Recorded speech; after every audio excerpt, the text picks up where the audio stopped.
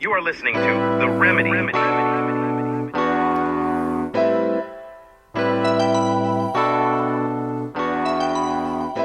Hey, welcome everyone to The Remedy. James Thompson, glad to be here with you guys today. Hope you all are doing well. Got the midweek going. So I just wanted to check in with everybody. Thank you all for dropping in. This is your first time. I appreciate it. So listen, today I got a really kind of a different concept for you here.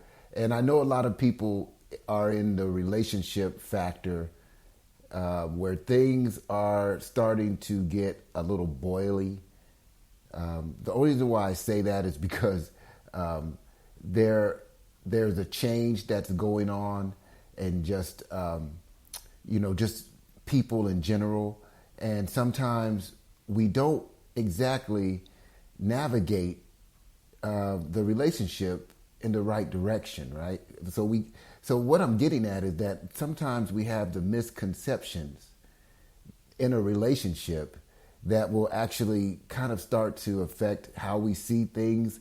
Our own mental clarity is disturbed. So I wanted to talk to you guys today about how you express your emotions to someone during this time. This is important. I find this a lot because I'm often helping people with communicating. And it's not something that comes easy for everyone. Okay, some people do it more naturally, but some people have to really work at how they want to say things and have their body language and their tone and all these things kind of fit the right way so the message isn't lost.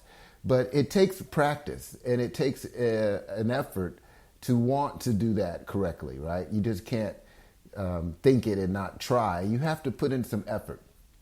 So the benefits of this is when we start talking about the navigation of our emotions in a relationship, is that the communication is actually the kind of the wheel. The wheel of the relationship is determined by the level of communication. And if you're not communicating clearly, now we've got maybe 2 or 4 hands on the wheel and everybody's trying to turn it a different way, rather than maybe one person keeping sight of objects ahead in the distance and another person steering and following, kind of the coordinates and things that could be set. What I'm getting at is there's no working together, right? And 2 people can't be grabbing at the wheel in a car at the same time. So we have to understand that in a relationship, there has to be some sort of unison factor, right? So if we're going to navigate our emotions more effectively through the relationship, there has to be some unison in how we communicate, right? So you can't be an over communicator and they be an under communicator, because then you're still not getting answers or you're not getting input. And so we can't have 2 people that don't communicate at all, because then we have misunderstandings that go longer and longer than they ever should, right? You're just still stuck in the same kind of unending conversations with no solutions. And then you got the people I think was probably, and some would say this would even be worse, 2 over talkers, right? But still, there's a measure of balance that could be learned even in that scenario, because sometimes you don't want to overanalyze things to the point where they become, very trivial and unsolvable, right? Sometimes we can just keep going down a hole and keep going and going. And, the more we go, the less we understand. So there's a measure to all of this, but navigating your emotions and clearly speaking about what you are feeling or what you are expecting, or your check-in moments with your person, is important. And I talk to a lot of couples that have these moments where something went off, something changed, where they stopped communicating about the direction of the relationship. And therefore it was kind of left up to chance. And those are the unsettling feelings that we can avoid in a relationship if we apply this new level of navigating our emotions, right? So if your emotions are running a little low, let's say you're, feeling the rut of the situation of the relationship, things have, kind of gotten stale. If you're navigating your emotions correctly, you have to be encouraging to the relationship to regrow, to sort of rebound, right? So you can't come in with negative emotions expecting that to navigate the relationship to better, to better situations. It doesn't work. This is where we have to navigate our emotions. If you're navigating your emotions towards a better relationship, then now your emotions, along with your will and effort, has to be set in improving that to some standard. Maybe we have to overcome a bad rut with a new attitude. Maybe we have to look at the larger perspective and kind of gain that insight to put a little bit more into it. So you can see where if our emotions are driving the right direction, then the outcomes are going to be less challenging. Like we won't have to think and guess as much as long as we're going in the right direction either way, because now we're not out of our own character. We are still staying within what is positive. And if the other person doesn't receive it, then that's not your fault.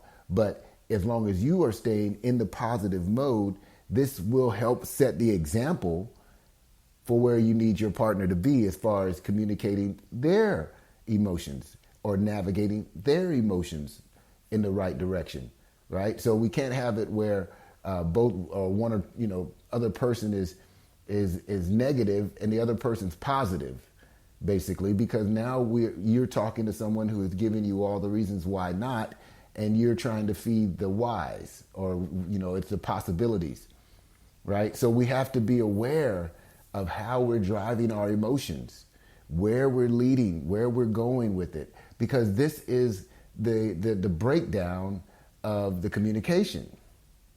So a lot of times I hear the people, in my office say, well, I don't know what he's talking about. I'm not aware of it. Or, he never said it. And it could be true, that the person did not say it the way you wanted to hear it. But if we are tuned in to understanding this, having the opportunities to listen, I think that's the thing that couples and stuff have to do as well. Have the opportunities to listen. Slow down your day, slow down your time, and focus in and try to hear, and then also get a firm understanding of what they're saying by repeating what you think you heard, or trying to give, more, maybe get more details. But it's oftentimes that couples do talk about these things. It's just at the wrong times. So they're busy, they're distracted, they don't hear correctly, or then, something else goes on, and now the couple just resorts to not talking, superficial talking, not diving into what the issues could be. So we're still kind of just in that wrong emotion, that wrong navigation, right? So this is a course correction. This is a course correction moment, and it's an opportunity for growth if you believe in your ability to kind of set your emotions in the way that you want your outcomes to represent, right? Nothing would be worse than being upset, until something new happens or until it changes, because you have not become a part of that change. If you're upset waiting for the change to happen, then you are not part of the change. You are part of the delay in that happening. So we have to change our emotions along the navigation towards this, kind of expectation. So that way, when we get there, we're okay. Matter of fact, we're okay while we're going there, because we know that is what is driving the opportunities. This is increasing the chances for better communication. And that's the part of the solution that most people don't get behind, because they mount their problems so high that they don't have practical solutions. And one of the practical solutions in this moment would be navigating your emotions towards your expectations. If you want something to change, you have to become the change, believe in the change, act like the change. You have to navigate your emotions towards your expectations. If you want something to get better, you have to be better, act better, do better. You are now navigating your emotions towards your expectation. And this is practical. You can do that. This requires you to hit your own personal stop button. Everyone has it in themselves, an automatic stop button. It's a button that you can press inside of you, if you really want to, it's a only press in case of emergency button. Only press it in case of emergency. And this could be an emergency. You're needing to change this aspect of your life to get the improved outcomes that you deserve. May require you to hit your stop button now.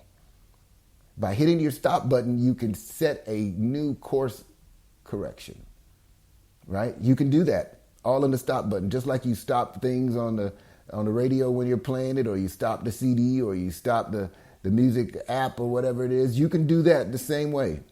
You can hit the stop button right now, declare with an affirmation of understanding that I will no longer allow my emotions to lead to negative outcomes or negative expectations. I will no longer allow my emotions to lead to negative expectations.